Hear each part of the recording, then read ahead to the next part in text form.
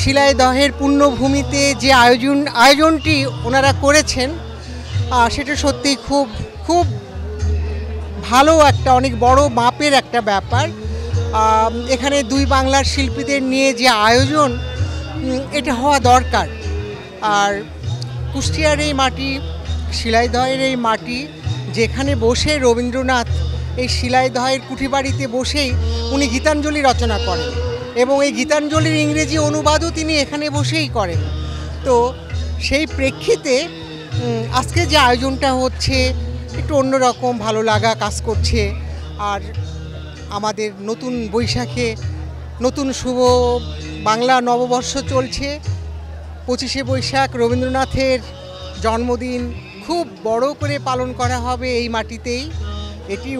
এটা তার শুভ সূচনা হলো, এটা বলা যেতে পারে। আজকে তার শুভ সূচনা হলো। আর যিনি গান করছেন অপূর্ব, ডক্টর আনন্দ গুপ্ত, তিনি একজন ডাক্তার এবং একজন সঙ্গীতজ্ঞ, এবং তিনি যে আয়োজনটি করেছেন এটা অনেক বড় মাপের একটি আয়োজন। আমাদের ভালো লেগেছে অনেক।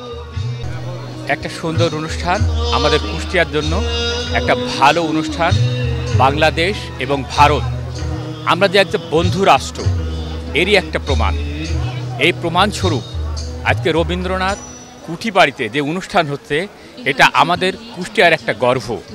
এই গর্ব যেন আমরা ধরে রাখতে পারি। ভারত বাংলাদেশ যে অনুষ্ঠান করছে, এই কুষ্টিয়ার গর্ব সারা বাংলাদেশের গর্ব, আমাদের বাংলাদেশের গর্ব। এই গর্ব যেন আমরা ধরে রাখতে পারি। এবং রবীন্দ্রনাথ আজকে এই কুঠিবাড়িতে যে নোবেল পেয়েছেন, তারই আজকে অবদান এই কুঠিবাড়িতে। এবং রবীন্দ্রনাথের যে অবদান, এটা বাঙালি জাতির ভোলার না। রবীন্দ্রনাথ যখন নোবেল পুরস্কার পান, সেই নোবেল পুরস্কারের সমস্ত টাকা দিয়ে এই বাঙালিদের তিনি কৃষি ব্যাংক খুলেছিলেন, যারা কৃষকরা আজকে তার অনুদান পাচ্ছেন। কিন্তু সেই কৃষকদের মাঝে, কৃষকদের এই কুঠিবাড়িতে যখন রবীন্দ্রনাথ খাজনা দিতে আসেন, তখন দেখেন যে সে যে একজন মানুষ ছিল তার একটাই প্রমাণ। দেখেন যে মাদুরে বসে যারা মুসলমান, তারা মাদুরে না, তারা এমনি ফ্লোরে বসে আছে মাটির উপরে। অথচ যারা হিন্দু সম্প্রদায়ের মানুষ ছিল, তারা দেখেন মাদুরের উপরে বসে আছে। সেই দিন রবীন্দ্রনাথ ঠাকুর এই বৈষম্যকে ভুলে গেছেন না। সেদিন তিনি খাজনা নেননি। খাজনা না নিয়ে তিনি বললেন যে কেন এই বৈষম্য? একজন হিন্দু আমাকে খাজনা দেয়, একজন মুসলমান আমাকে খাজনা দেয়, সবাই আমার প্রজা। সবাইকে যদি মাটিতেই দিতে হবে, নইলে সবাইকে পাটিতেই দিতে হবে। এটা রবীন্দ্রনাথ যে একজন মানুষ ছিলেন, আমাদের বাঙালির উপরে মমতাবোধ, দেশত্ববোধ ছিল, এটাই তার প্রমাণ। এই আয়োজক ইন্দিরা গান্ধী কালচারাল সেন্টার, ঢাকা। 2010 সাল থেকে ইন্দিরা গান্ধী কালচারাল সেন্টার ঢাকাতে কাজ করছেন। এর আগেও আরেকটি প্রোগ্রাম এখানে হয়েছে। কালচারাল দিক দিয়ে না, বাংলাদেশের মহান মুক্তিযুদ্ধে ভারতের যে অবদান, সেটা তো অনস্বীকার্য। মহান মুক্তিযুদ্ধে সে মিত্রবাহিনী, বিশেষ করে আমরা মুক্তিমিত্র স্মৃতিসৌধ বনায় বাংলাদেশে একটাই তৈরি হয়েছে, সেটা হলো চোরহাঁস, যেটা আমরা ভারতের প্রধানমন্ত্রীকে আমন্ত্রণ জানিয়েছিলাম উদ্বোধনের জন্যে।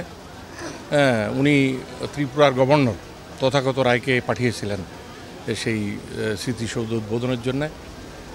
ভারত বাংলাদেশের যে সম্পর্ক, এই সম্পর্ক মানে এটা বিনা সুতার মালার মতো। এটা ভাঙবার নয়, এটা কোনোদিনও ভাঙবে না। মানে রক্তাক্ষরে এই সম্পর্কের সৃষ্টি হয়েছে।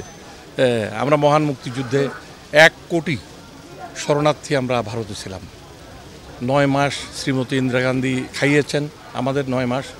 এবং উনি প্রতিটা যতটা সম্ভব, সবচেয়ে মানে আমাদের ইয়েতে যেতে পারছেন, আমাদের তাঁবুতে যেতে পারছেন, সব নয়, তবে অনেক জায়গায় যেই আমাদের সাহস জুগিয়েছেন, যেন আমাদের মনোবলটা আমরা হারিয়ে না ফেলি।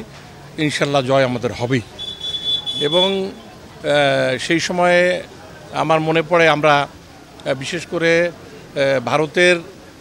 ভারতীয় সেনাবাহিনী সেই সময় আমাদের ট্রেনিংয়ের ব্যবস্থা করেছেন।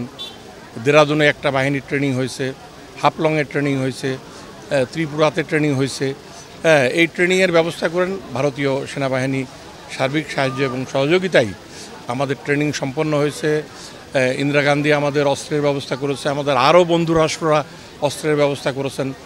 আমরা মহান মুক্তিযুদ্ধে অংশগ্রহণ করে ভারতের সার্বিক সাহায্য এবং সহযোগিতায়, বিশেষ করে মিত্রবাহিনীর সারা বাংলাদেশেই মিত্রবাহিনী আমাদের মুক্তিবাহিনীর সাথে থেকে আমরা এই যুদ্ধ পরিচালিত হয়েছে এবং আমরা জয়ী হয়েছিলাম 1971 সালের 16ই ডিসেম্বর। বাংলাদেশ মুক্ত হয়েছিল, শত্রুমুক্ত হয়েছিল।